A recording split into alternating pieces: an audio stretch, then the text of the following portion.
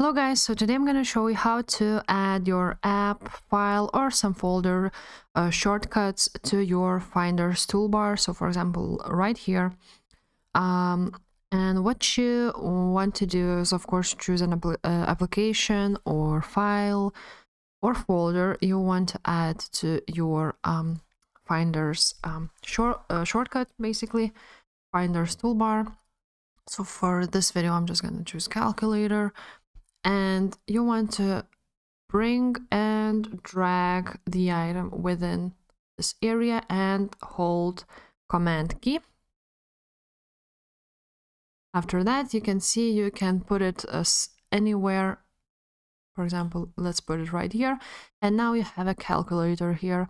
Let's do the same for the calendar. Let's put it right here. And now when you are on your Finder's toolbar, you can always click the calculator or the calendar and basically use it. And yeah, that's it. That's how you do those shortcuts. So if this video was helpful, guys, please leave a like and subscribe to this channel, and I will see you next time. Bye.